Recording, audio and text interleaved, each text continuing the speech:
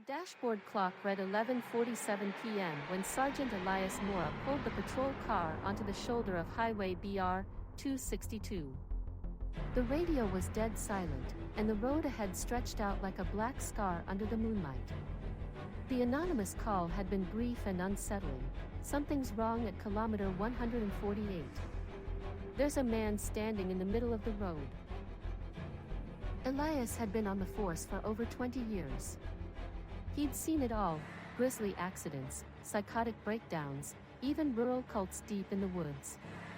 But there was something in that voice, barely a whisper, that made his skin crawl. As if whoever called knew it would be him answering. He stepped out of the cruiser and turned on his flashlight. The beam cut through the thick night, but the darkness felt dense, almost tactile. The forest on either side of the road was unnaturally still. No bugs, no wind. Just silence. Then he saw him. A tall man, dressed in a dark gray suit and hat, standing perfectly still in the middle of the road, facing Elias. The sergeant called out, "Military police. Are you all right, sir?" No response. Just the distant rustling of leaves that started up as if on cue. Elias walked toward the figure, boots thudding on the asphalt. "You need to step off the road. You could get hurt." He was only a few steps away when his flashlight caught the man's face. Or rather, where a face should have been. There was nothing there. No eyes. No mouth. No nose. Just a smooth, pale surface like melted wax. Elias stumbled back, pulse racing. And in that blink of hesitation, the man vanished. Gone. Right in front of his eyes. He spun the beam of his flashlight around, breath caught in his throat. Nothing.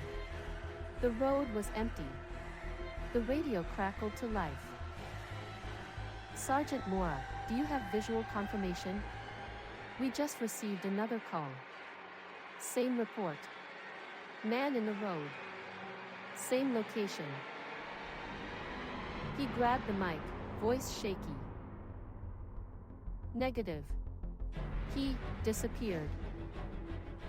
There was a pause. Then, a voice, not the dispatcher's, whispered through the static. "He's coming back." The radio went dead.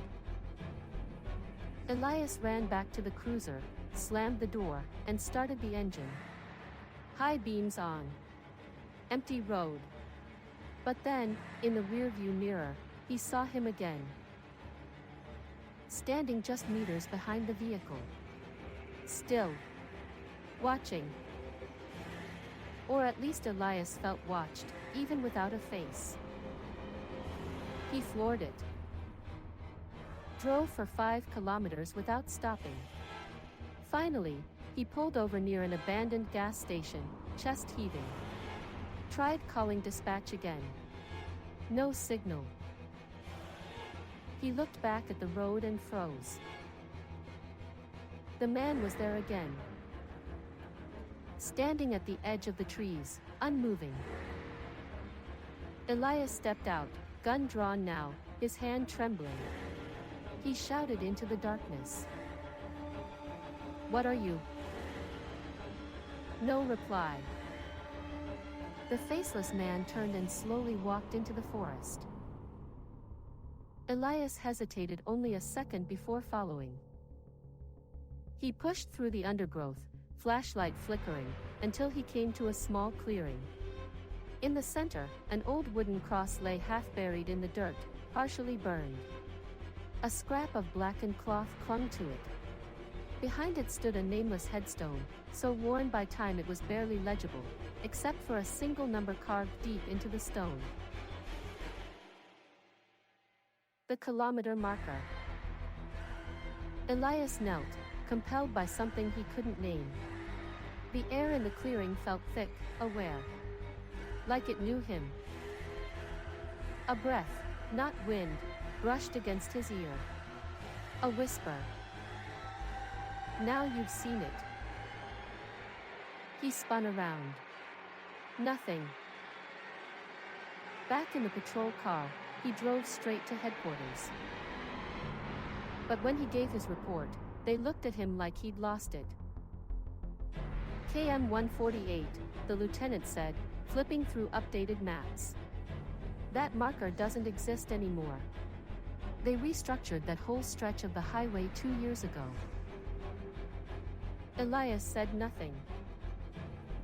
Instead, he reached into his pocket and pulled out the burnt cloth he'd taken from the cross. Stitched in black thread, one word stood out. Return. Since that night, every month at exactly 11:47 p.m., dispatch receives a call from the same anonymous voice. Always the same message. There's something wrong at kilometer 148. But no one can find it. Not anymore.